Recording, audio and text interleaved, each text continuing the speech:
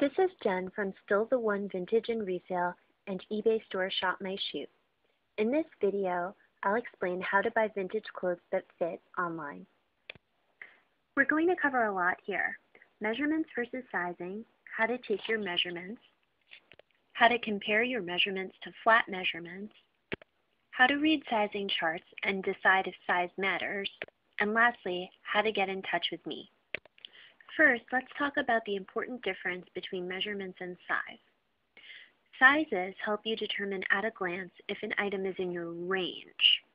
When we use sizes in our item titles, we're usually referring to the size at a U.S. chain store, like Ann Taylor or J. Crew. Our descriptions will always note the garment measurements and any vintage tagged size. Measurements are more important than size for secondhand garments because they help you determine if the garment will fit you properly.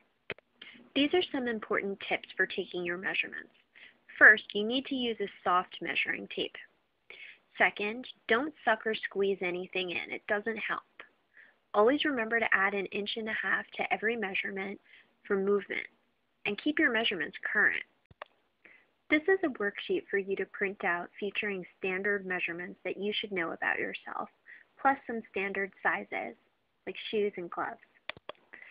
There are also several measurements that, while not entirely standard, we find are very helpful to know when you're deciding if a garment will not only fit you, but might actually flatter you.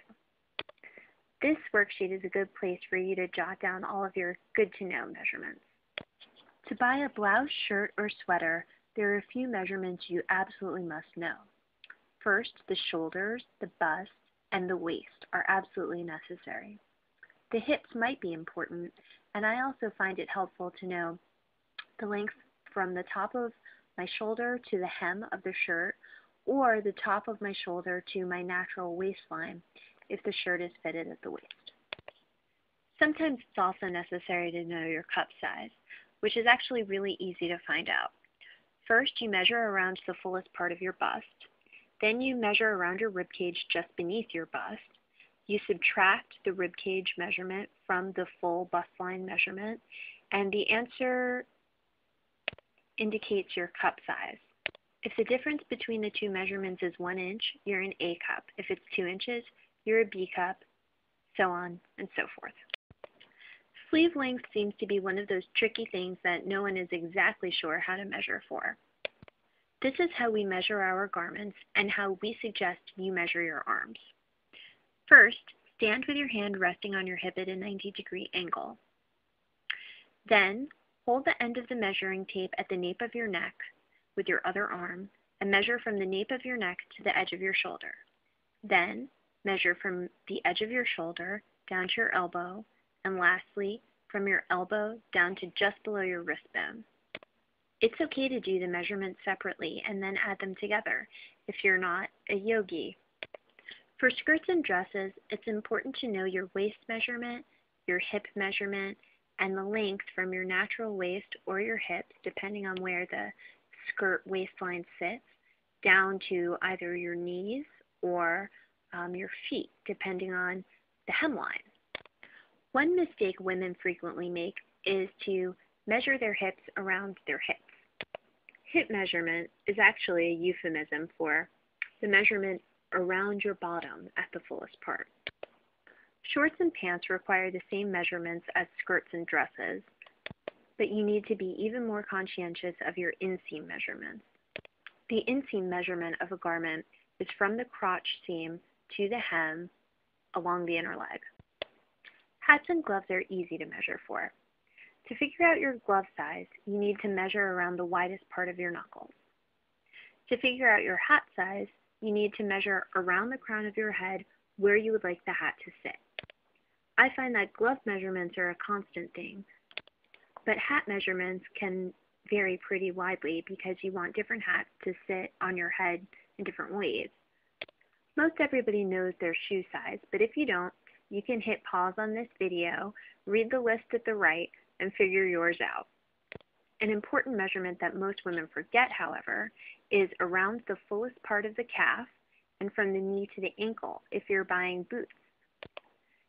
If you find yourself shocked at the absolutely tiny measurements of vintage garments, check and make sure that they are measured flat. If a garment is measured flat, you need to double the bust, waist, and hip measurements in order to compare the garment's measurements with your own. It's really important to know how the garments are measured because there's a big difference between a 17-inch waist and a 34-inch waist.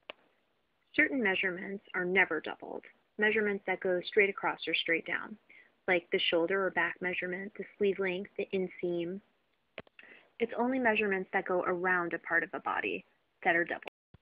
Once you have a grip on actually taking and reading measurements, it's important to learn about the elements that affect measurements, so you can really interpret those numbers and figure out if they're going to work for you. First, the style of the garment is so important. If the measurements of a garment match your measurements, plus that extra 1.5 inches of moving room, the garment should fit like a glove. However, not everything is supposed to fit like a glove. You don't want a faux fur coat that fits like a glove. You probably don't want a poncho that fits like a glove. Fabric content is another really important thing to consider. Often, clothes with a lot of stretch in them will have what seem like tiny measurements, but they'll actually fit your size. Conversely, if you know a fabric has absolutely no give, you might want to give yourself more than 1.5 inches of breathing room per measurement. The last element I wanted to discuss is your body. It's just the facts of life. Many women fluctuate somewhat in their weight, and even if you don't fluctuate in your weight, you might fluctuate in your measurements purely due to water retention or loss during that time of the month or not. People also experience this variation as they age and in different areas. Some people will get a tire around their tummy. Some women who remain very thin will still find that their bust measurement is lower, in a lower place than it used to be. And also lifestyle is a factor. I love to dance, I love to walk, I love to move. I always give myself extra inches at the waist and the hips for that reason. Now let's go through an example of deciding whether or not a sweater will fit a particular woman. So she knows her bust measurement is 36 inches, and she knows that the sweater bust measurement measured flat is 18 inches. Now 18 times 2 is 36, so that's exactly her bust measurement, not allowing any extra 1.5 inches or perhaps more for breathing room and movement. Typically, I would advise this woman to pass on the sweater, but the sweater in question, pictured here, is affected by a couple of the elements that we discussed earlier. First, style. This sweater has no front closures. If it is supposed to hang open, it doesn't really matter whether or not it would fit tightly if it were all one piece. Secondly, fabric. This sweater is a very loose open crochet, which typically has quite a bit of give depending on the content. I would say that this sweater is probably a safe bet. The important connection between measurements and standard sizing is that a standard size consists of a set of measurements that are averages of women who fit that size. So it's a little bit of a chicken and egg process, but it's been established pretty well over time. When we refer to modern U.S. sizing, we're usually saying that a garment will fit into a J. Crew size fill in the blank. We've done a lot of research, and we've discovered that the charts at J. Crew, Ann Taylor, Land's End, and those sort of chain stores are really pretty similar. If you want to figure out what size you are in modern U.S. sizing, compare your measurements to this chart. Of course, when we're dealing with European designers, it's important to be able to translate your size from U.S. sizes into foreign sizes. This isn't an exact science. A lot of European designers size differently. For example, among Italian designers, Armani is known for being very forgiving, where Valentino is known to be sized true or small. Also, the translation doesn't always work because there's a different methodology behind sizing in different countries. You'll notice that the measurement most determinant of a US dress size is the waist measurement, whereas in the UK, it's the bust measurement. The chart we've included here for international sizing is from ukes.com, so it's as accurate as you're ever going to see, but I find that figuring out your international size is a little bit of a trial and error process. Same is true for international shoe sizing. Some brands just run big or small, narrow or wide, regardless of their country of origin. Also, the same way that vintage sizes for clothing used to be bigger numbers for smaller sizes than we have now, the same is true of shoes.